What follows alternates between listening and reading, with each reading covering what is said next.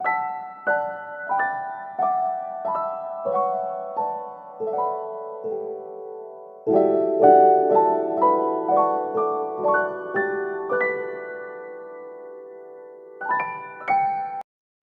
Definition है matrix की। Matrix a rectangular array of numbers enclosed by a pair of brackets is called a matrix। Rectangular array, rectangular shape तो आप जानते हैं कि इस तरह की शेप होगी और इसके अंदर एरे ऑफ नंबर्स है। इनको एरे ऑफ नंबर्स कहेंगे, ये वाले जो है इनको एरे ऑफ नंबर्स कहेंगे या ये वाले। इसमें जो हॉरिजॉन्टल लाइंस में नंबर लिखे हुए हैं आर कॉल्ड रोज। ये हॉरिजॉन्टल लाइन है, इसमें जो नंबर 2, 1, 3 लिखे हुए हैं या ये 5 और 7 लिखे हुए हैं, ये रोज कहलाएंगी, इनको हम रो कहेंगे। या इसमें यहां पर अगर हम देखें तो ये एक रो है, या ये वाली ये एक रो है। एंड वर्टिकल लाइंस कौन सी होती हैं? जो ऐसे स्ट्रेट ऊपर से नीचे आ रही हो। Vertical lines are called columns. इसमें वर्टिकल लाइन ये वाली है तो इसको हम कॉलम कहेंगे। या यहां पर जैसे ये वाली लाइन है तो इसको एक कॉलम कहा जाएगा। इसी तरह ये एक कॉलम है, ये एक कॉलम है और ये एक कॉलम है। इस The numbers used in rows or columns are said to be the entries or elements of matrix। जैसे एक सेट के एलिमेंट्स हम कहते थे, इसी तरह ये जो मुख्तलिफ नंबर्स यूज हुए हैं ये एलिमेंट कहलाएगा, एलिमेंट ऑफ मैट्रिक्स।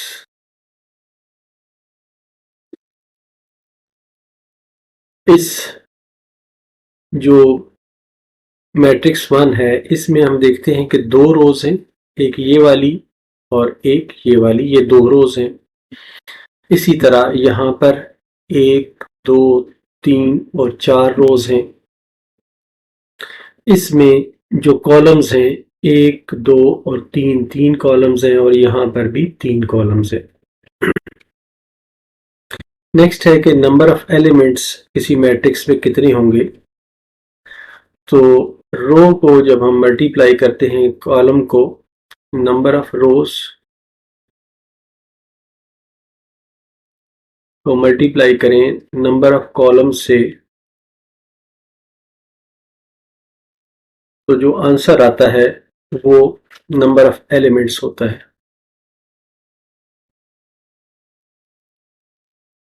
जैसे जो नंबर 1 मैट्रिक्स दिया हुआ है इसमें 2 रो हैं और 3 कॉलम हैं, तो इसमें जो नंबर ऑफ एंट्रीज होंगी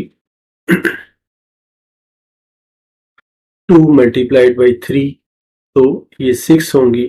यहाँ पर 4 रोज हैं और 3 कॉलम्स हैं, तो यहाँ पर जो नंबर ऑफ एंट्रीज या नंबर ऑफ एलिमेंट्स होंगे 4 मल्टीप्लाइड बाई 3, ये 12 होंगे।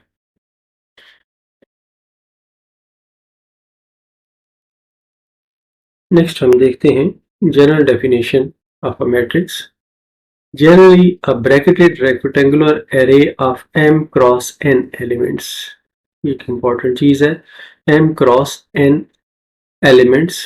आगे हम जरा इसी डेफिनेशन में समझते हैं कि m क्या है और n क्या है।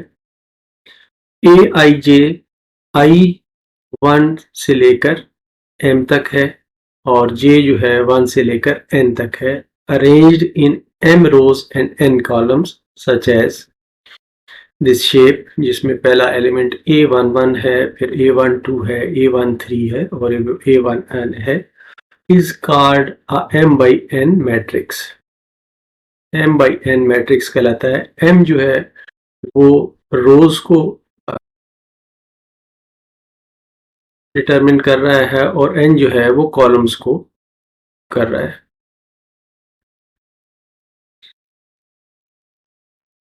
m क्रॉस n इसका ऑर्डर है, तो ऑर्डर ऑफ ए मैट्रिक्स हुआ m क्रॉस n, मतलब है कि रोज को कॉलम से मल्टीप्लाई करेंगे तो ऑर्डर ऑफ ए मैट्रिक्स निकल आएगा। नेक्स्ट इसमें है कि जनरली हम जो मैट्रिक्स का नाम है उसको कैपिटल लेटर से हम डिनोट करते हैं, ABCXYZ जैसे भी हम कहें, और जो इनके मेंबर्स हैं वो हम स्मॉल लेटर से डिनोट करते हैं, ABC या A11, A13 वगैरह।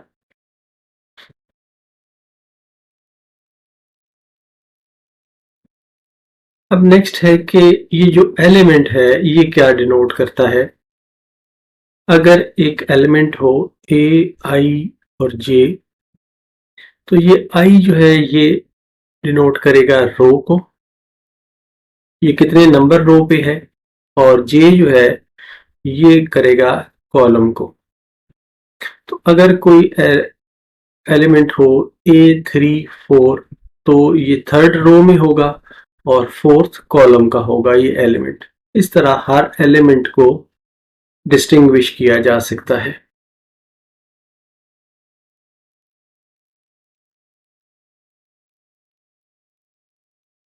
ith रो के एलिमेंट्स जो हैं वो हम लिख सकते हैं कि AI1, AI2, AI3 इस तरह होंगे, और अगर कोई jth कॉलम है तो उसके A जो रो का नंबर है वो सेम रहेगा, जो कॉलम का नंबर है वो सेम रहेगा, और रो के नंबर जो है वो चेंज होते जाएंगे, A1J, A2J, A3J, AIJ और AMJ। ये मैं आपको ऊपर बता चुका कि AIJ is also known as the ijth element और एंट्री, जैसे यहाँ पर मैंने आपको ऊपर बताया कि ये वाला कि AIJ जो है ये ith रो है, ith रो है और jth कॉलम है। इस तरह हम मैट्रिक्स के एलिमेंट्स को जाहिर कर सकते हैं कि ये किस रो में है और किस कॉलम में है। दोनों रेफरेंस होंगे तो तब हमें पता चलेगा कि ये कौन सा एलिमेंट है। नेक्स्ट है टाइप्स ऑफ मैट्रिसेस। पहला है रो मैट्रिक्स। रो मैट्रिक्स को हम रो वेक्टर भी कहते हैं। A matrix which has only one row, सिर्फ एक रो जिसमें हो उसे रो मैट्रिक्स कहेंगे। जैसे A1, AI1, AI2, AI3 ये वाला एक मैट्रिक्स हो तो इसको हम रो मैट्रिक्स कहेंगे। जैसे मिसाल के तौर पर ये वाला मैट्रिक्स हुआ जिसमें मैं जो एलिमेंट्स हैं या एंट्रीज हैं वो 1, -1, 3 और 4 दिए गए हैं, तो इसको हम रो मैट्रिक्स कहेंगे। नेक्स्ट है column matrix. A matrix which has only one column, जिसमें सिर्फ एक कॉलम है, जैसे ये वाला है।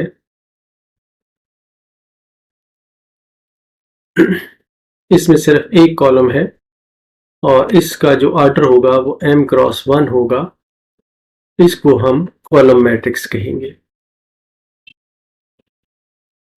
अब ये जो मैट्रिक्स है इसमें ये रो मैट्रिक्स है, इसमें एक रो है और कॉलम जो है वो 4 है। इसी तरह ये वाला भी है और यहाँ पर एक कॉलम मैट्रिक्स है जिसमें सिंगल कॉलम है और 3 रोज हैं। तो इस तरह हम रो मैट्रिक्स और कॉलम मैट्रिक्स को डिफाइन करते हैं। रो मैट्रिक्स में सिर्फ एक रो होगी, कॉलम ज्यादा हो सकते हैं, और कॉलम मैट्रिक्स में सिर्फ एक कॉलम होगा, जैसे ये हो गया या ये वाला हो गया, एक कॉलम होगा और इसमें रोज जो है एक से ज्यादा हो सकती है।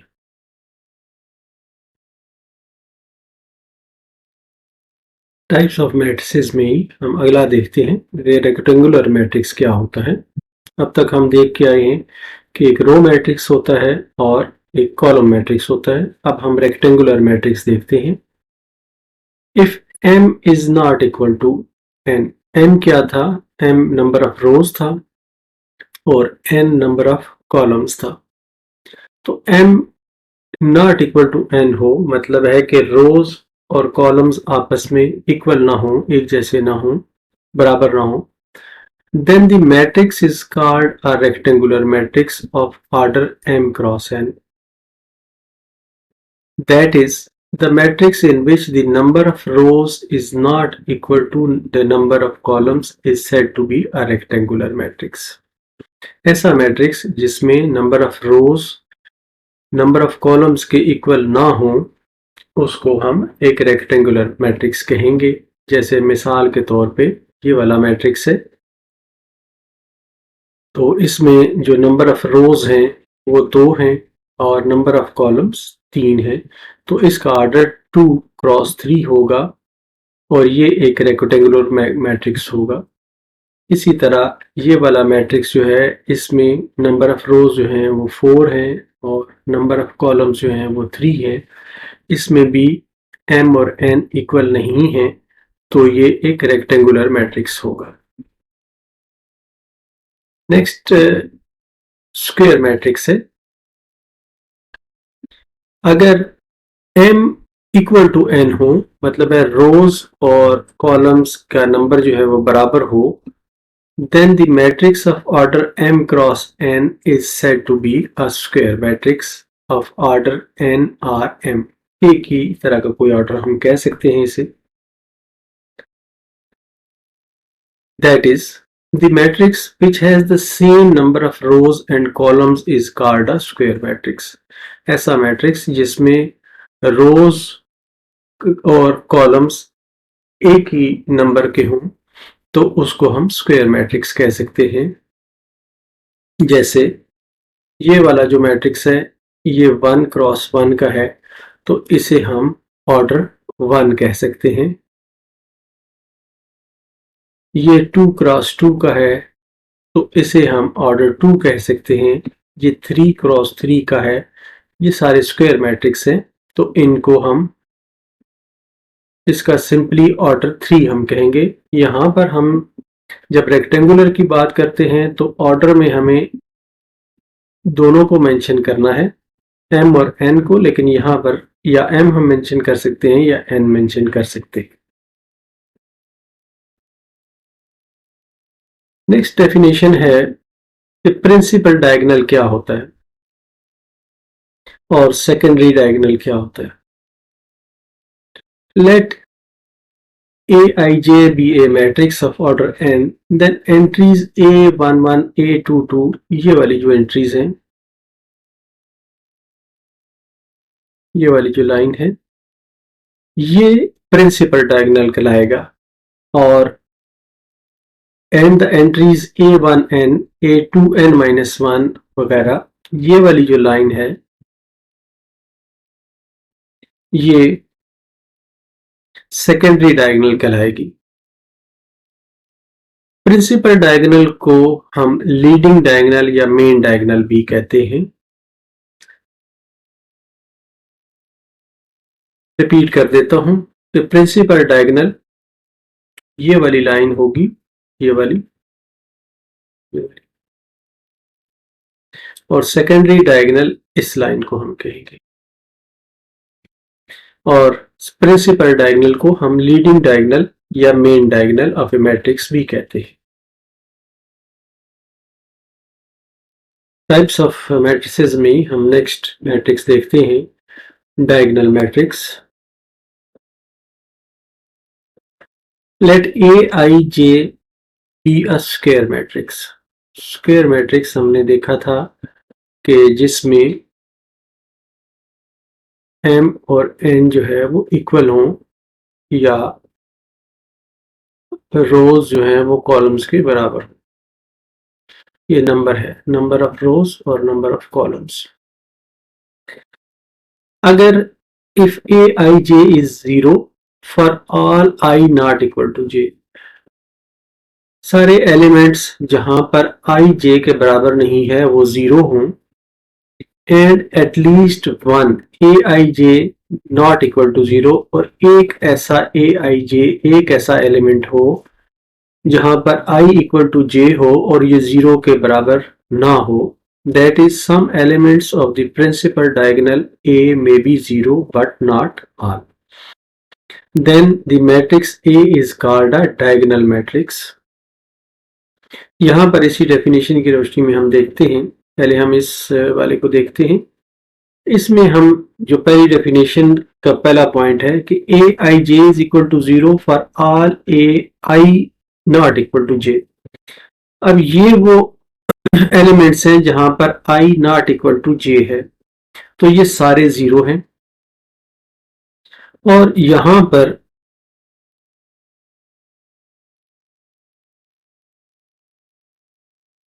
पर आई इक्वल टू जे है, ये वाला, इसमें आई इक्वल टू जे है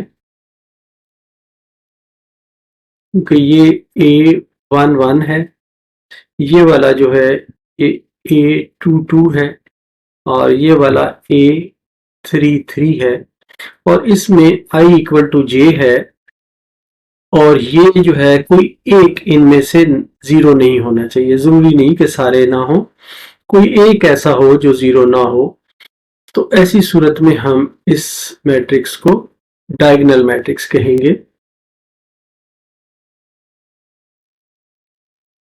जैसे ये 7 भी एक डायगोनल मैट्रिक्स बनेगा और यहां पर अगर आप देखें तो ये जो जहां पर आई जे 0 के बराबर नहीं है, जैसे ये वाले हैं, तो यहां पर तो ये 0 है और ए आई जे में से एक 0 आया हुआ है जहां पर आई इक्वल टू जे है, तो ये 0 आया हुआ है लेकिन कुछ और ऐसे हैं जो 0 के बराबर नहीं है, इसलिए हम इसको डायगोनल मैट्रिक्स कहेंगे। अगर ये सारे 0 हो जाएं, सारे 0 हों तो फिर हम इसको डायगोनल मैट्रिक्स नहीं कहेंगे। कोई एक नंबर, एक एलिमेंट इस डायगोनल के अंदर ऐसा होना चाहिए जो 0 ना हो। नेक्स्ट है स्केलर मैट्रिक्स। इसकी डेफिनेशन है let A is equal to A I G J be a square matrix. Square matrix मैंने आपको बताया कि ऐसा मैट्रिक्स जिसमें m जो है ये n के बराबर हो, of order n। Square matrix में हम रोज का ऑर्डर ले लेते हैं या कॉलम का ऑर्डर ले लेते हैं, एक ही बात होती है। If A I J is equal to 0 for all i not equal to j, ये कंडीशन वही है जो यहां पर ऊपर हमने देखी थी कि ये वाले जो जहां पर आई जे इक्वल नहीं है ये 0 के बराबर हो and A I J is equal to K किसी एक फिक्स वैल्यू के बराबर हो जहां पर आई इक्वल टू जे हो। ऐसे एलिमेंट जहां पर आई इक्वल टू जे हो वहां पर कोई एक फिक्स एलिमेंट हो, जैसे A11 है, फिक्स एलिमेंट ये हैं, A12 है, सॉरी A22 है, A33 है। जहां पर आई इक्वल टू जे है तो ये किसी एक फिक्स नंबर k के बराबर हो। जैसे इसमें हम पहले वाले में देखते हैं कि ये जो है ये 7 के इक्वल है, तो इस वाले मैट्रिक्स को हम स्केलर मैट्रिक्स कहेंगे। जैसे ये एक स्केलर मैट्रिक्स है, इसका जो ऑर्डर है वो 2 है, ये भी एक स्केलर मैट्रिक्स है। यहाँ पर जो ए आई जे जहां पर आई इक्वल टू जे है वहां पर वैल्यू ए दी हुई है, तो इसका जो ऑर्डर है वो भी 3 है और इसका ऑर्डर जो है वो 4 है। इस तरह से हमने देखा कि डायगोनल मैट्रिक्स वो होता है जिसमें जो डायगोनल है उस पर कोई ना कोई एक वैल्यू ऐसी हो जो 0 के बराबर ना हो और बाकी जो वैल्यूज हैं वो सारी 0 हों। इसी तरह स्केलर मैट्रिक्स वो होता है जिसमें डायगोनल पर दी गई वैल्यूज जो है वो कोई एक फिक्स्ड वैल्यू हो, जैसे यहाँ पर है, और बाकी जो वैल्यूज हैं वो सारी 0 हो।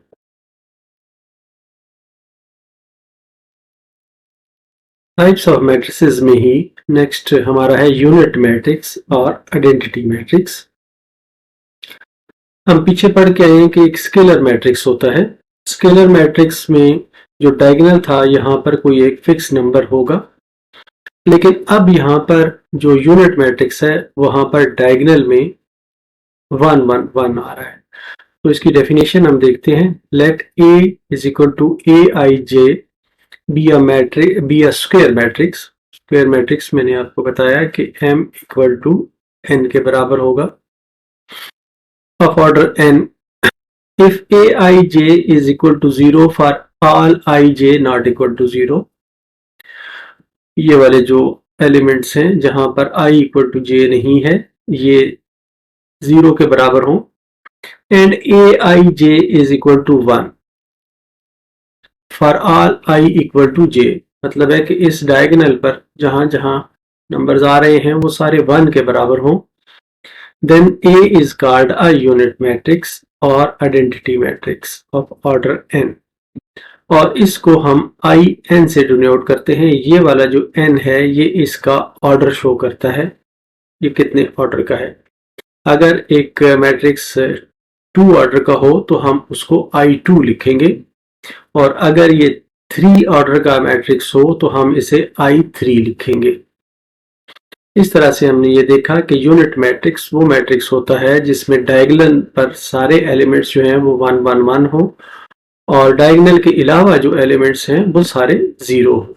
और इसका ऑर्डर जो है वो ऑर्डर के मुताबिक हम इसको IN लिखते हैं, जहां पे n जो है वो इसका ऑर्डर जो है वो बता रहा होता है। टाइप्स ऑफ मैट्रिसेस में ही अगली डेफिनेशन है नल मैट्रिक्स या जीरो मैट्रिक्स की। पहले इसकी फॉर्मल डेफिनेशन देख लेते हैं। अ स्क्वायर और a rectangular matrix whose each element is zero. ऐसा मैट्रिक्स वो स्क्वायर हो या रेक्टेंगुलर हो, जैसा भी हो, जिसमें हर एलिमेंट जीरो हो, उसको हम जीरो मैट्रिक्स या नल मैट्रिक्स कहेंगे। इसको डिनोट करते हैं OM क्रॉस n से। नल मैट्रिक्स जो है वो किसी भी ऑर्डर के हो सकते हैं, जैसे ये एक नल मैट्रिक्स है, ये एक नल मैट्रिक्स है, इसी तरह ये सारे नल मैट्रिक्स हैं। जनरली हम एक नल मैट्रिक्स को डिनोट करने के लिए O से डिनोट करते हैं, ताकि कोई कंफ्यूजन ना रहे। इसको भी O से हम डिनोट करेंगे और इसको भी O से डिनोट करेंगे। नेक्स्ट है एडिशन ऑफ टू मैट्रिसेस। पहले हम ये देखते हैं कि ऐसे कौन से मैट्रिसेस हो सकते हैं जिनको हम जमा कर सकते हैं। Two matrices are conformable. Conformable का मतलब है कि उनको हम ऐड कर सकते हैं। Conformable for addition if they are of same order, कि इनका ऑर्डर सेम होना चाहिए। मतलब है कि एक डिफरेंट ऑर्डर के मैट्रिसेस को हम जमा नहीं, ऐड नहीं कर सकते। एक मैट्रिक्स है 2 इंटू 2 का और एक और मैट्रिक्स है 3 इंटू 2 का, तो इनको आपस में हम ऐड नहीं कर सकते। हम 2 इंटू 2 के लिए 2 इंटू 2 का मैट्रिक्स ही होगा तब हम ऐड कर सकते हैं, या 3 इंटू 2 का मैट्रिक्स 3 इंटू 2 के मैट्रिक्स में ही जा ऐड हो सकता है। नेक्स्ट है this sum A plus B of 2M cross N matrices Aij, A matrix Aij है, B मैट्रिक्स Bij है, is the M cross N matrix Cij formed by adding the corresponding entries A and B together। मिसाल के तौर पे हम ये देखते हैं कि हमारे पास एक मैट्रिक्स है A, इसमें एंट्रीज हैं 1 2 3 4, B है 5 6 7 8। तो इनका ऑर्डर दोनों का सेम है, इसलिए हम इन्हें ऐड कर सकते हैं। तो A प्लस B जो होगा वो होगा 1 प्लस 5 ये 1 और ये 5 हम ऐड करेंगे, 2 + 6, ये वाला 2 और ये वाला 6, 3 + 7, 4 + 8। तो ये जो मैट्रिक्स है ये आ जाएगा 6, 8, 10 और 12। इस तरह हम इसको ऐड कर सकते हैं। नेक्स्ट है transpose of A matrix. If A is a matrix of order m cross n, then an n cross m, इसमें आप देखेंगे ऑर्डर चेंज हो गया है, जो रोज की थी वो कॉलम बन गई है और कॉलम जो है वो रोज बन गए हैं। n cross m matrix obtained by interchanging the rows and columns of A is called the transpose of A, and it is denoted by A transpose. Transpose of matrix हासिल करने के लिए हम इंटरचेंज करते हैं रोज और कॉलम्स को आपस में, तो हमें ए ट्रांसपोज मिलता है। फॉर एग्जांपल, अगर हमारे पास ए एक मैट्रिक्स है 1 2 3 4 5 6 7 8 9, तो इसका जो ए ट्रांसपोज हम बनाएंगे,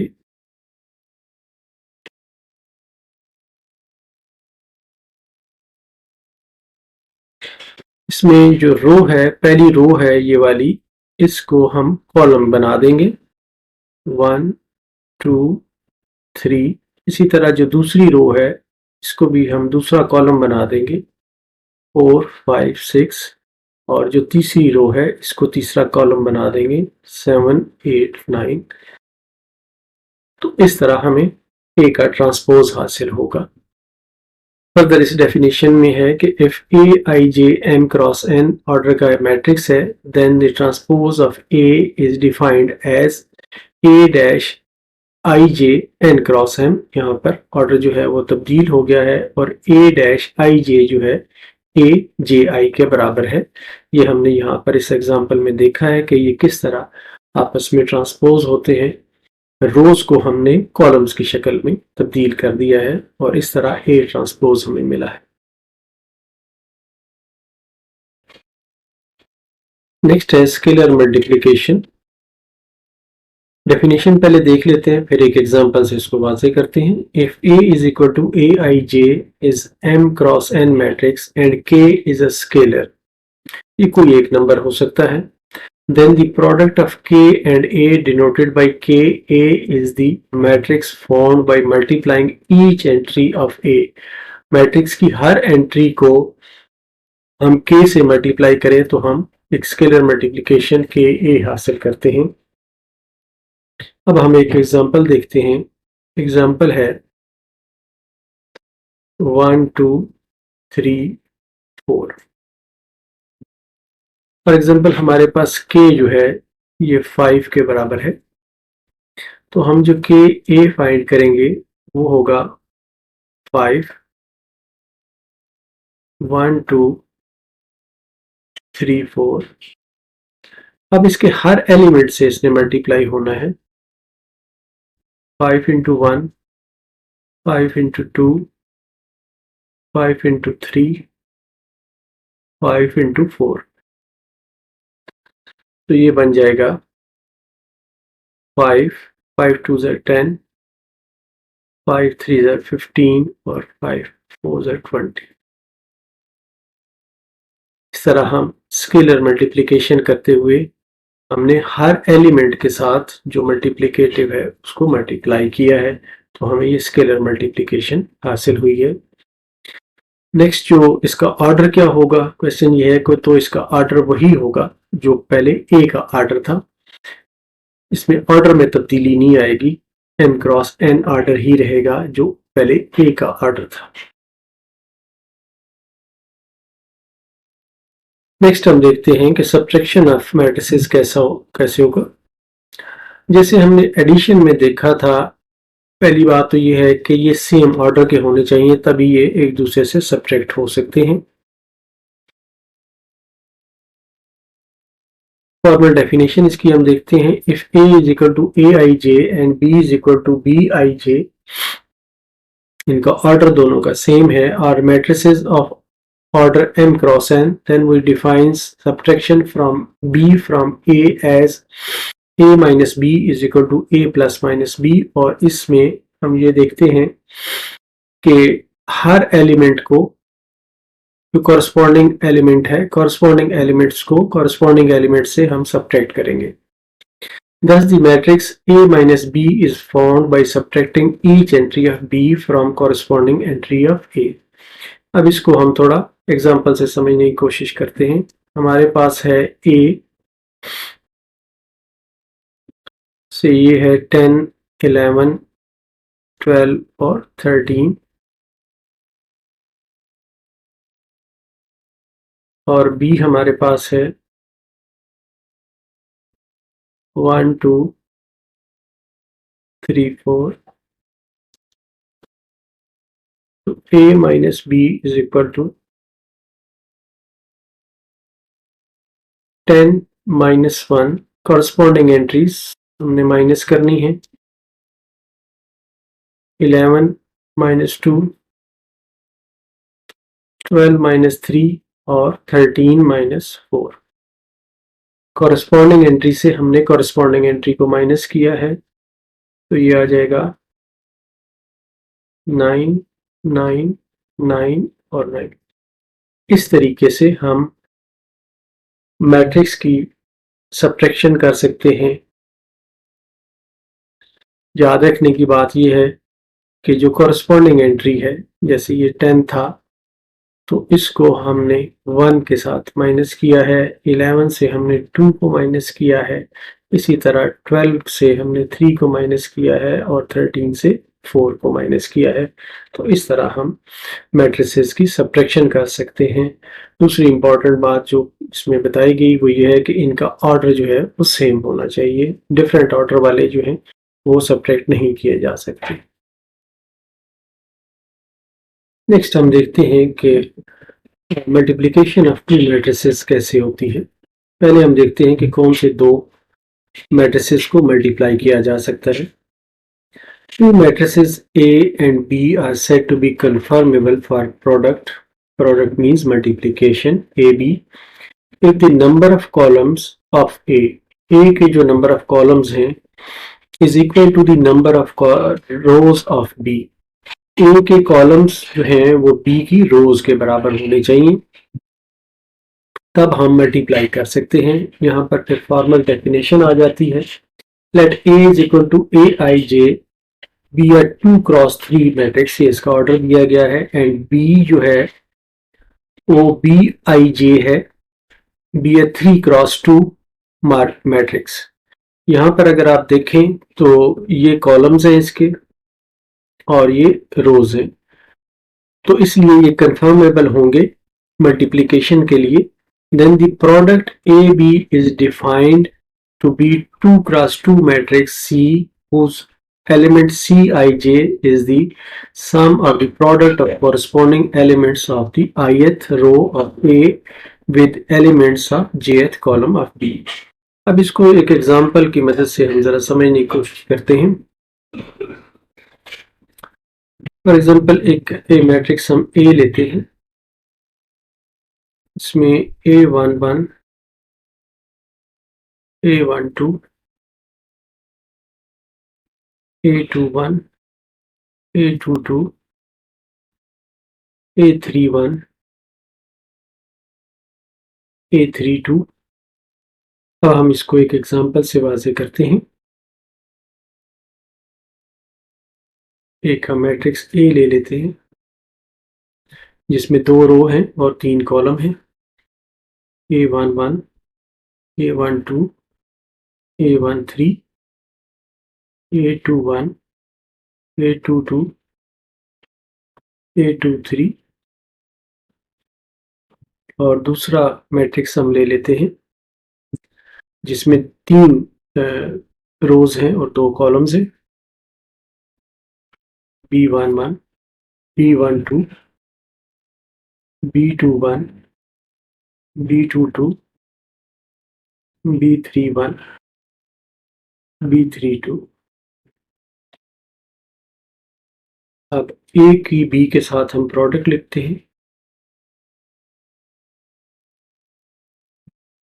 इसमें हमें करना ये है कि इस तरह रो को लेना है और इसको इस कॉलम के साथ पहले रो के एलिमेंट को पहले कॉलम के एलिमेंट के साथ मल्टीप्लाई करना है।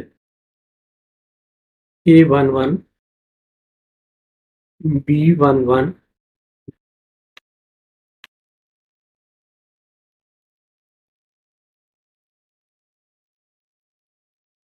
B11 plus A12, B21।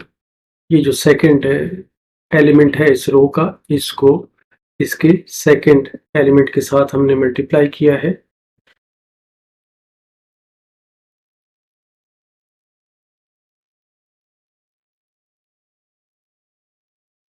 अब हम सेकंड एलिमेंट इसका लिखेंगे, तो इस सॉरी ये तीसरा भी हमें लिखना है। A13, B31।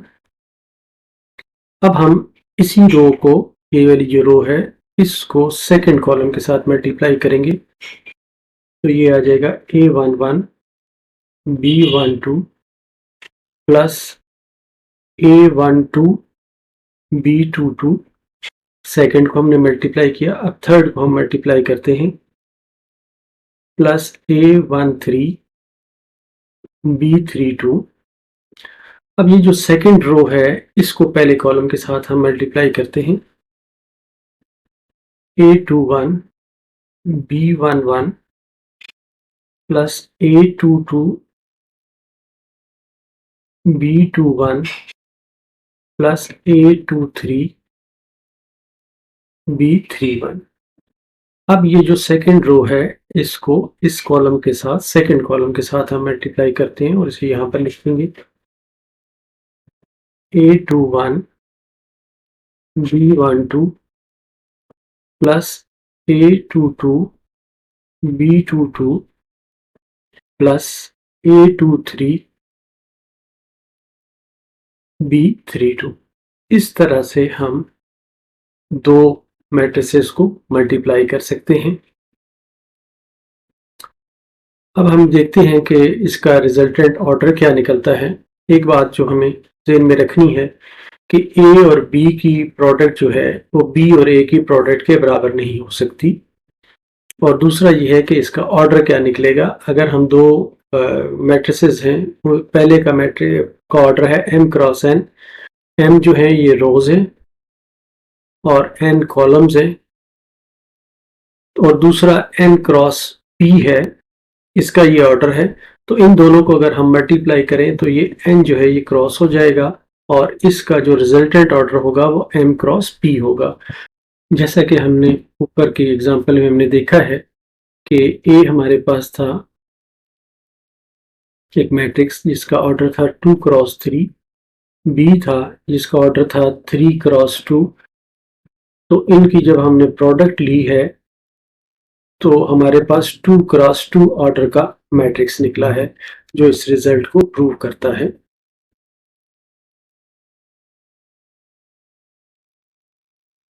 नेक्स्ट हम देखते हैं कि determinant of A 2x2 matrix क्या होगा।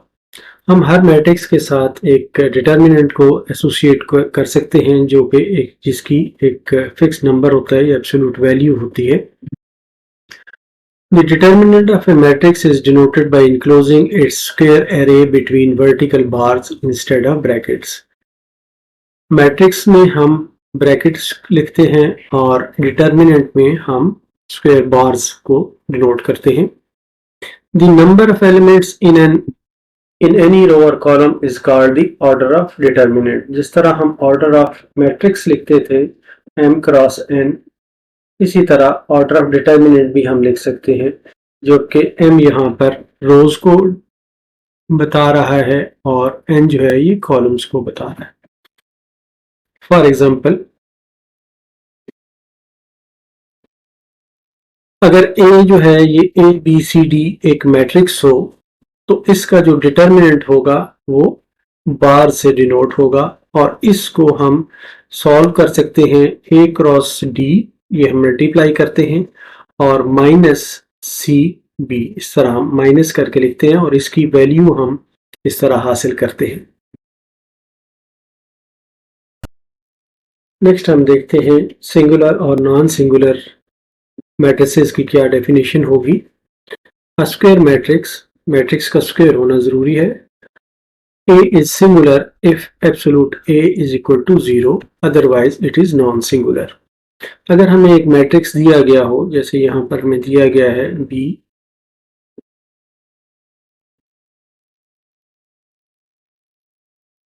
1 4 2 8, तो इसका हम डिटर्मिनेंट जो है वो निकाल सकते हैं 1 4 2 8, ये स्ट्रेट लाइन होगी, ये भी स्ट्रेट लाइन होगी।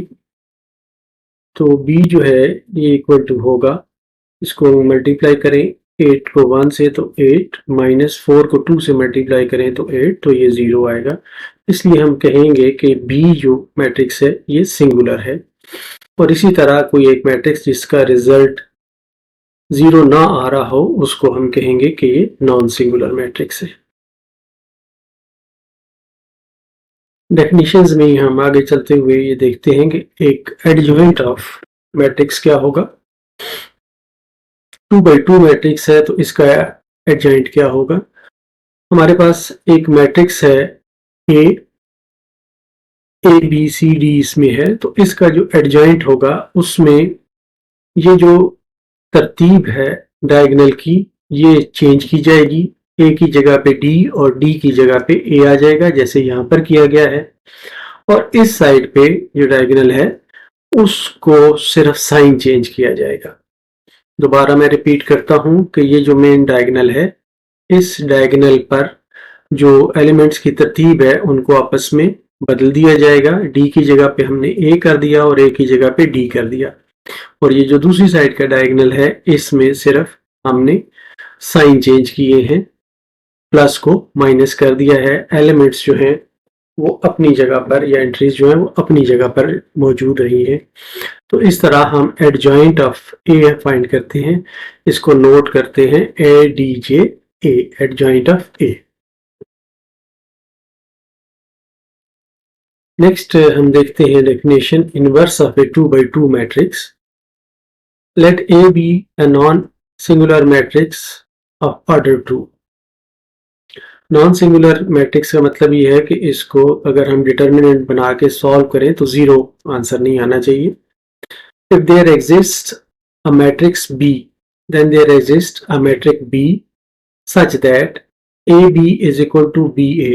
अगर मैट्रिक्स B के साथ इसको मल्टीप्लाई किया जाए राइट से या लेफ्ट से, तो जो आंसर आए वो आइडेंटिटी मैट्रिक्स ऑर्डर 2 का आए। जो 1 1 0 0 है, आइडेंटिटी मैट्रिक्स आप पहले देख चुके हैं। Then B is called the multiplicative inverse of A and is usually denoted by A inverse, that is B is equal to A inverse। या ये जो रिलेशनशिप हमने देखी थी इसको हम इस तरह भी लिख सकते हैं A inverse is equal to A inverse A is equal to I2। ये उसी तरह ही है जैसे हम किसी एलिमेंट, किसी नंबर का इन्वर्स लेते हैं। यहाँ पर हम एक मैट्रिक्स का इन्वर्स ले रहे हैं और A का इन्वर्स अगर B है तो ए बी जो है वो I2 के बराबर होना चाहिए। तो हम ये कहेंगे कि B जो है वो A का इन्वर्स है। नेक्स्ट हम देखते हैं कि हम लीनियर इक्वेशंस को मैट्रिसेस की मदद से कैसे सॉल्व कर सकते हैं। हमारे पास दो लीनियर इक्वेशंस दी गई हैं, a11 x1 a12 x2 is equal to b1 और a21 x1 a22 x2 is equal to b2। अब इसमें दो वेरिएबल्स हैं, एक वेरिएबल x1 है और एक वेरिएबल x2 है।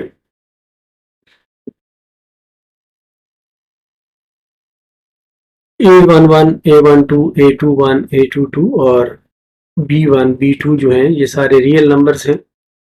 इस सिस्टम को हम मैट्रिक्स की शक्ल में ऐसे लिख सकते हैं कि जो ये पहले A11 हैं, जो फिक्स्ड एलिमेंट्स हैं, इनको हम A11, A12, A21 और A22 के मैट्रिक्स में लिख सकते हैं और वेरिएबल को इसके साथ हम मल्टीप्लाई कर सकते हैं इज इक्वल टू B1 और B2 लिखते हैं। अगर इनको हम AX is equal to B की शक्ल में लिखें और इनको आपस में मल्टीप्लाई करें तो फिर ये दोबारा इक्वल आ जाते हैं, दोबारा ये इक्वेशंस हमें हासिल हो जाती हैं।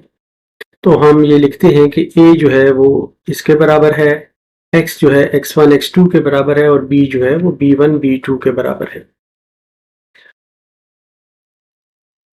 अब हम एक बात सपोज कर लेते हैं कि जो एब्सोल्यूट A है वो 0 के बराबर नहीं है, यानी डिटर्मिनेंट इसका सॉल्व करें तो 0 के बराबर नहीं है, नॉन सिंगुलर है, तो इसका A इनवर्स जो है वो एग्जिस्ट करता होगा और इस इक्वेशन में हम लेफ्ट से मल्टीप्लाई करते हैं A इनवर्स से ताकि हम x की वैल्यू निकाल सकें। यहाँ से हम जब मल्टीप्लाई करते आते हैं तो A इनवर्स A जो है वो आइडेंटिटी के बराबर है, तो x is equal to A inverse B आ जाता है। अब जब x is equal to A inverse B आ जाता है तो x की वैल्यू है x1 x2, तो A इनवर्स का जो फार्मूला होता है वो है 1 ओवर डिटर्मिनेंट एब्सोल्यूट A और adjoint of A, 1 over A adjoint of A।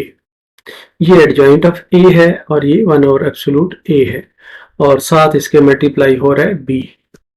अब इनको हम मल्टीप्लाई करते हैं, यहाँ पर मल्टीप्लाई करके ये रिजल्ट आया है कि 2 एलिमेंट आ गए हैं मैट्रिक्स में। तो जो पहला एलिमेंट है वो x1 के बराबर होगा और दूसरा एलिमेंट जो है वो x2 के बराबर होगा। इस तरह हम एक इक्वेशन, 2 गिवन इक्वेशंस को, लीनियर इक्वेशंस को मैट्रिसेस की मदद से सॉल्व कर सकते हैं। ये चीज़ ज़्यादा वाज़ेह हो जाएगी जिस वक्त आप एक्सरसाइज में क्वेश्चंस करेंगे।